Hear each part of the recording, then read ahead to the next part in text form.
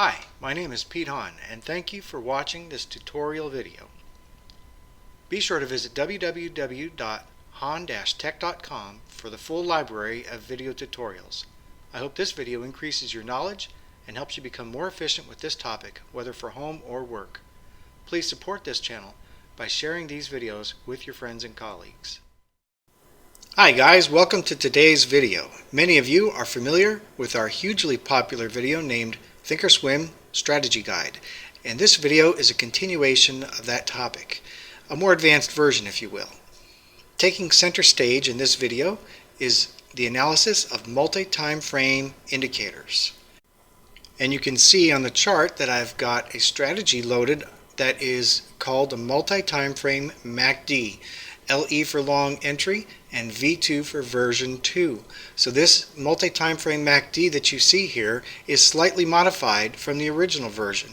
You probably have already seen that video. It was published several months ago. It was also very popular, and we received several requests to have that indicator built into a strategy. However, there were some subtle issues that prevented that version from being used in a strategy. Well, as promised, I finally got around to patching that up and building this into a version that is suitable for backtesting.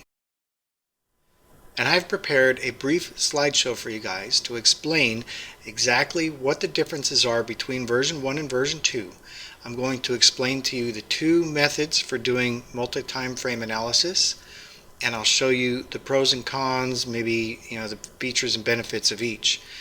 And before we get started, this is a great time for the disclaimer, and that is that I am not a professional trader.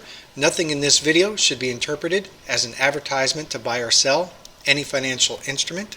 My sole purpose here is to show you how to get the most out of your Thinkorswim platform, how to use all of the tools that it provides, and how to do your own analysis to come to your own conclusions and learn how to make your own buying and selling decisions.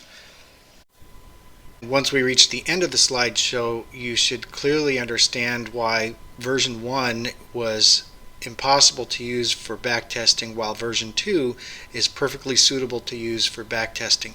They will give slightly different signals, however the signals will not repaint on version 2. For those of you who understand multi-time frame analysis, you understand what repainting indicators mean. So version 2 is a multi-time frame analysis indicator that does not repaint signals. You can trust the historical signals are going to represent how those signals played out in real time on a live chart. So let's go ahead and bring up that slideshow, and then we can get right into explaining the difference between these two. Okay, so we have in multi-time frame analysis two different approaches that we can take. And the two are going to lead to completely different results. They're going to look very much the same on the chart, and in fact for most people you're not going to be able to tell the difference. But if you know how to read the code, or you understand how it's written in code, or you watch it carefully during a live trading environment, you'll be able to see whether it's of one kind or another. So we want to keep this in mind now. I'm going to give you the picture for you who are new to multi-time frame analysis. Let me explain. The indicator has a primary time frame. In this case, our example is using a 15-minute chart for the primary time frame. It's at the primary time frame where the signals are generated. And what it does is from the 15-minute, in this case it looks up to an hourly and a daily chart to find confirming directions of trade. So if the daily chart is headed down and the hourly chart is headed down, then the primary time frame, the 15-minute time frame, will only show a confirming signal if it is also pointed down. Okay? That's how multi-time frame analysis is done. You just stack your time frames and you get everything confirming all in one direction. And if they're not all in one direction, then you have basically a neutral environment. Okay? So let me give you some facts here. So in any hourly candle, there are 4 15-minute candles. In any daily candle, there are 6 hourly candles. And in a daily candle, there are 26 15-minute candles. So as those 26 15-minute candles are ticking along throughout the day, that daily candle could change direction from up to down or down to up. And your signals that were generated in the morning on the 15-minute can change by the time the afternoon comes along. Okay, so that's what we have described here on the left-hand side, using current data from higher time frames. You compare that to the right side of the frame, which is using frozen data from higher time frames. Now I chose frozen to kind of make an impact. Really what we're talking about is closed data bars, okay, closed candle. So at the higher time frames, the right side is only using candles that have closed. It's not using the active daily candle, it's using yesterday's daily candle, for instance. Okay, so let's go through these step by step. I'll explain the differences here. We've got 1 through 5, and they correlate one side to another. So on the left hand side, we have during each of the 6 hourly candles, the daily candle is in flux, changing, right? So you understand that. Then on the right hand side, we have a daily candle that is fixed. All 6 of the hourly candles are getting the same exact confirming signal from above. Okay, and number 2, this means the signal coming from the daily candle can be changing throughout the day. So on the left hand side, as I said, it changes throughout the day and you're getting different signals, you're getting mixed signals from the higher time frame. On the right hand side, this means the signal coming from the daily candle is not subject to change throughout the day. This sounds like maybe I'm repeating myself a bit, but you guys, maybe didn't hear it when I said it the first time. So it's good that we do this over and over again. Make sure you understand this. This can be pretty confusing, and for some, it's been very difficult to understand. So let's go on to bullet number 3. So we've got number 3 is, and for the primary time frame, it means all of its signals from the higher time frames are subject to being negated as the day trades on. So a short signal in the morning could turn into a neutral signal by the afternoon if the bars at the top of the stack in the higher time frames have changed. Okay, so on the right hand side then, because we're only dealing with closed bars, the primary time frame has a rock solid anchor from which to draw its confirming signals. None of the signals can be negated by changes at higher time frame, because from the right hand side of the panel we're looking only at closed candles that have already locked in their values, unchanging. On to number 4, we'll go to the left. When you're using current data from higher time frames, backtesting using this method is nearly impossible. You got to do some really fancy math to be able to take the high and low of that indicator, assuming that it only uses the close as its value, such as the MACD. Some, like an average true range, are going to use the open, high, low, close. And if you're going to backtest using a variation of open, high, low, close, and that, it's just a mess. I mean, yeah, you're talking about an algorithm of big time scale. Now, on the right hand side, backtesting is facilitated because you don't have to deal with a changing environment at the higher time frames. It's locked in. It doesn't change. So, number 5, on the left-hand side, when using current data from higher time frames, the signals in the historical record do not include changes which occurred as the live chart played out. This is very significant. This is really a good summary for both sides here. Go to the right side, using frozen data from higher time frames. On number 5, we say signals in the historical record are presented exactly as they occurred as the live chart played out. So this is why one is used and suitable for backtesting, the other nearly impossible for backtesting. Yeah, if you want to go ahead and write some really fancy code that looks at the high and the low and all the probabilities and say, well, it could have been a positive sign, it could have been a negative sign, and then you go down to your lower time frames and you can say if the higher time frame was up at this point in the day, the primary time frame could have been up too, and so there could have been a signal there, but there might not have been a signal there. It's just a nightmare, absolute nightmare. Okay, so let's go ahead and go on to the next slide. There's only 3 slides left here, and the rest is going to be all graphics. No more reading, no more text. Okay, we're going to go real quickly through this. Okay, so now that we've covered that, I want to show you graphically what that all means. This is a chart. I'll tell you from right to left, we've got daily time frame, hourly time frame, and 15-minute time frame. And what I've done in the pink boxes, you can see that I have outlined the daily bar on the left-hand side. In the center pane, I've outlined the group of hourly bars that represent that same day. So that's hourly bars for 9/26. And on the far right hand side, I've outlined the bars in a 15-minute chart that correspond to that one day of data. So you can see how everything is working together here to stack those time frames. Now this indicator that you're seeing on the chart here is version 1. This is the version that has the ability to repaint. And in the next slide, I'm going to show you exactly what that means. So take a look at the bottom right. You see the red histogram bars indicating a downtrend. Okay, there's several red bars on that chart.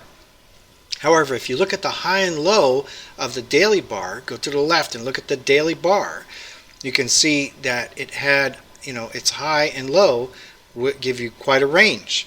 Now, at the time to close, the current close of the daily bar, maybe sometime early morning, maybe 10 o'clock, looking at the 15-minute chart, the close was up near the high. And what would that have meant? Well, we're going to see on the next slide. So what I've done there is I've edited the data for this one daily bar. That's something I haven't shown you guys how to do. You might not realize that you can actually edit data on the bars, but this is what I've done. And so what I did is I just changed that one bar for the 26th, the daily bar is all I've changed, and I set that to look and to close, look like it closed at the high. Okay, because at some point in the day it was trading at that level. And now look what happens. You look straight down, okay, stay on the left hand side of the pane here, and you can see that the MACD has changed from a dark green to a bright green, meaning that it's changed direction completely. It's changed from a downtrend to an uptrend simply by moving the close to the high of its bar. And so now you can see the effect over here on the far right. Go to the far bottom right, and you can see all of the red histogram bars have changed back to neutral. This is what's called repainting. Okay, that means that throughout the day those signals are changing, and you don't know when they're going to change. And if you try to go back and look at historic bars, you don't know what they looked like as the trading day wore on. Okay, so now let's go to the next slide and we'll wrap things up for you guys. And I want to show you now, this is version 2.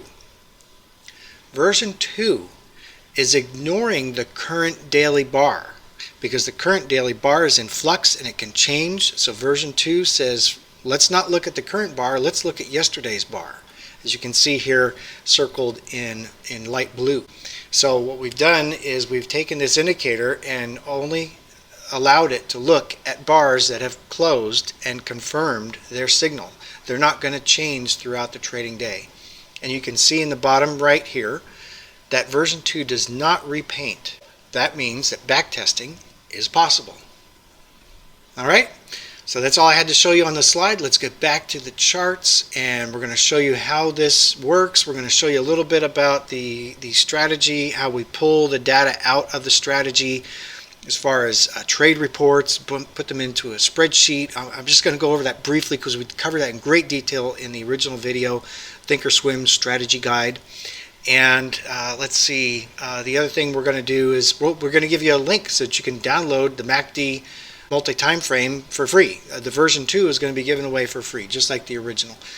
So stick around, guys. Next, we're going to get into the charts, and then don't forget to stick around for that link. It's going to be presented within the video, and you're going to be able to click on it within the video, and it will take you off to our website where you can download an indicator and import it into your Thinkorswim platform.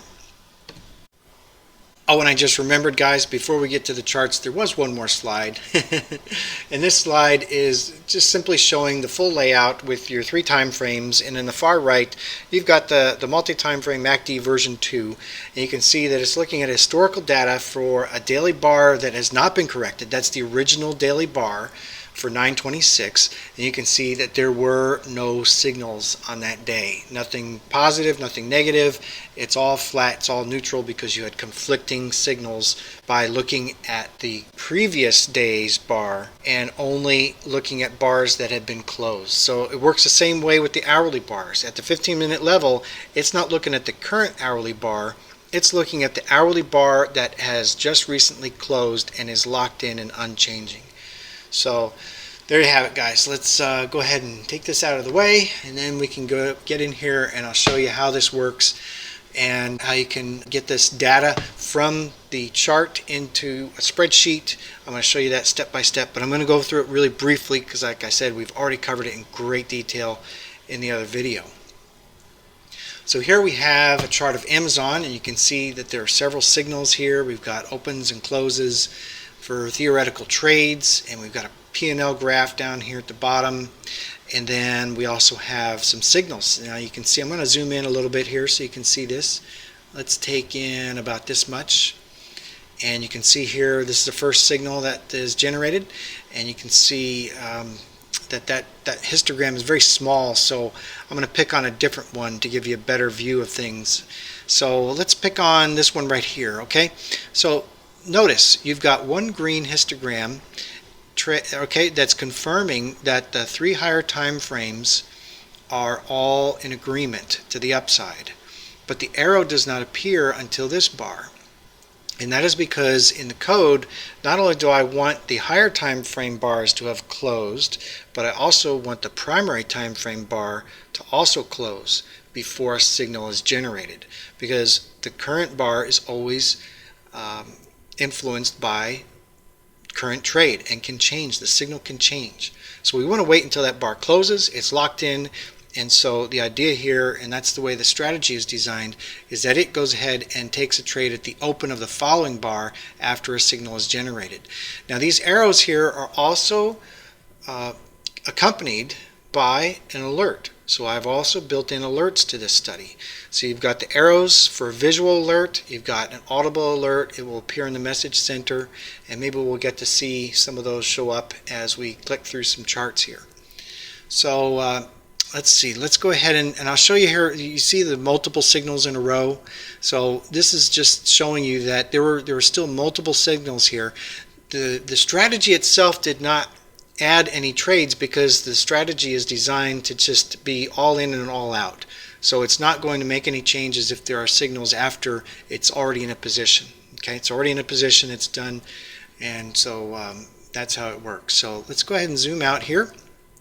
And let's go ahead and click through a few more of these charts. I'll show you some little glitches we've got with the floating P&L. I'll show you how to fix that real quick. And then we'll get into extracting this data to a spreadsheet. And that link is coming up really quick here, guys, so don't go away.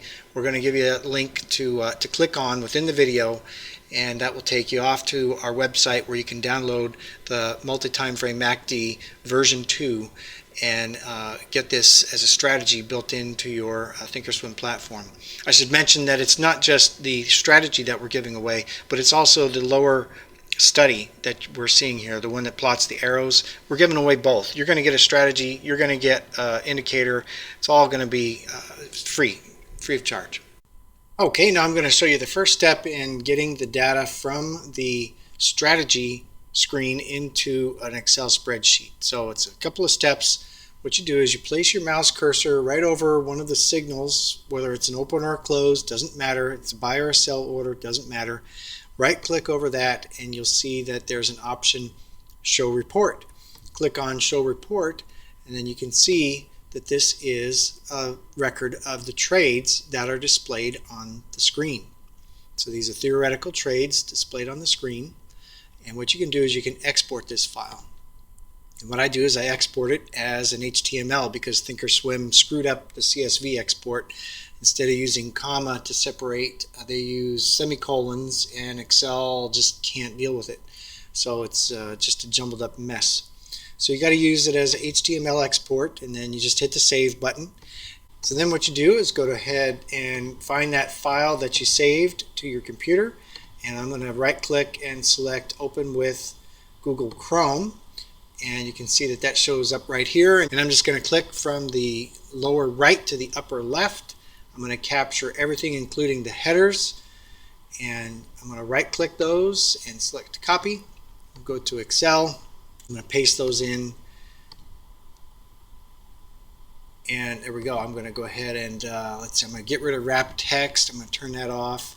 And then I'm going to highlight all the cells, double click that just to get everything oh, and then the other thing, okay, so what you do is you right click and insert. So again, as I said, I'm going to go through this pretty quickly because we've already covered this in great detail in the first video.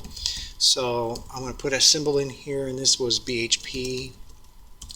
Okay, and then double click that down, and that's just the way to combine the ID with the ticker symbol so that everything's unique. You got a combination of a symbol and an ID so that you know that's the 6th trade for that symbol. Okay, and what I want to do is for each of these, I want to make sure that it ends on a closing trade. Okay, don't collect anything that's not including a closing trade. Otherwise, it will make your analysis a little bit more challenging. Now let's go ahead and I'll show you. We'll grab another one. Open with Google Chrome. Opens up another tab. In this case, I'm going to take from the bottom right to the upper left, but I'm going to exclude the headers because I've already copied those in the previous step. So go back to Excel, and we want to paste into column B right here, and we'll paste that in, and then that is ticker symbol CL.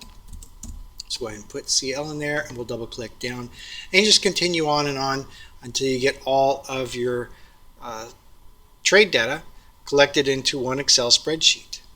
And that's what I have here in sheet 1 of the spreadsheet. You can see that I've resorted the trades by date time. I've sorted them by column G, and that allows me to show exactly what has taken place from 15-minute time scale, which trades took place first and how many ticker symbols was I in a trade at the same time before the first exit shows up, right here. And then I added a few other things here where you've got your starting equity, that's your minimum equity, and then this is your available equity. So for instance, on the first trade, it cost you $32.80 in equity, so it takes that from the 175. And then when you have a trade that closes, then it goes ahead and adds that back into the available equity. So you get a tracking here of your available equity, and you can see how much equity it's going to take you to do the overall strategy, right? And so then you got your P&L over here, so it shows that it starts off with many losses in the beginning, and it continues on here, and then it starts to turn positive. You scroll all the way down to the bottom here. That's your net sum total trade profit right there on this one. In this case, it happens to be a profit. This is no assurance that we've got a profitable trading strategy here, guys. Please take the disclaimer seriously. I am not a professional trader. I'm showing you how you can take this tool, do your own analysis, come to your own conclusion about profit or loss. Do not take my word for it. This is not an advertisement that this indicator is going to make you or lose your money. And it's not an advertisement about buying or selling different financial instruments. So that's all I really wanted to show you about how to extract the data. Like I said, if you want more on this, go back to the original video, the Thinkorswim Strategy Guide. We covered it in great detail there. And there's another one after this where we did it even in another detail after this. There's a whole category on Thinkorswim strategies on our website. I want to show you a couple other ticker symbols. So let's go through some of these charts. And here's one of the glitches I wanted to show you. You can see in the chart on the upper pane, there's absolutely no trades taken, no theoretical buy or sells. There are some indications, okay, that trades might have been available, okay, but the strategy itself in the upper pane did not make any trades. So we go to studies, edit studies. You can see that P&L is just broken. So we hit apply and OK, and now everything is cleaned up here. In other words, there were no trades taken, and there should be no profit and loss. So I wanted to show you. We'll show you that again as we click through these. You'll see it just glitches. It's something built into Thinkorswim. They need to fix it. I don't know what it is. But anyhow, these signals are all shorts, and the strategy right now is not set up to do shorts. It's only set up to do longs. So let's take a look at Apple. Again, we've got a little cluster here, and see the floating point P&L. That's wrong. So we just go to studies, edit studies, and then you see the floating point P&L down here. You just hit the X, it takes it away, hit apply and OK, and it updates. Okay, that's how you update the P&L. It glitches. I don't know why, but I'm just going to click through a few more of these so you can see. And then you see the signal up in the upper left hand corner here. Okay, that's what it looks like in the message center when you get a signal, and this is signaling a short. Even though the strategy itself is not set to do shorts, the lower subgraph here with the histogram does give you both long and short signals. Yeah, so guys, that's about all I really had to show you on this. I'm going to give you the indicator for free. You're going to have the strategy, you're going to have the lower subgraph indicator, and I'm going to give that to you. And here's the link. We're going to provide that link to you right now. It's going to be in the upper left hand corner of the video. You see a rectangle, a white rectangle there. There's a link. It's actually a clickable link. You can't use that link. Don't try to type that into your web browser. It's not going to work. You just click on it, right? It's a clickable link. Just click on it in the video. It'll open up a new page in a web browser, and then that will take you to a place where you can download that and save it to your computer. It comes from Google Drive, so Google Drive is not going to recognize the file type. It's going to be confused and think it's a media file. Many viewers are getting a little confused because it gives them a warning and says, I don't know how to open this. Well, you're not trying to open it, you're trying to save it. And after you save it to your hard drive, then you can go ahead and import it into Thinkorswim. Remember that studies are going to be imported into one section of Thinkorswim, and strategies are going to be imported into another section of Thinkorswim.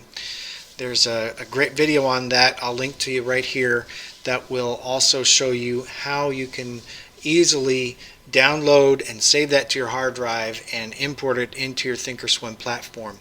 Again, we don't provide you a text file where you just simply copy and paste the text, because that can introduce errors in the code. We provide you the actual study file that was exported from Thinkorswim that you can then import into Thinkorswim. It ensures that you've got the original product in its original condition with no errors introduced by a copy-paste error. Okay, so that's all I've got for you guys. Just be sure to check the comments below, because if you're having issues, somebody may have already asked the question and received an answer. Be sure and hit the like button if you like that. You can hit the don't like button if you don't like it. Either way, it's good for my channel. I really appreciate your support, and thank you so much for watching. Take care, everyone. Thank you for watching this tutorial video. Be sure to visit www.hahn-tech.com for the full library of tutorials. I hope this video increases your knowledge and helps you become more efficient with this topic, whether for home or work. Please support this channel by sharing these videos with your friends and colleagues. Thanks, and take care.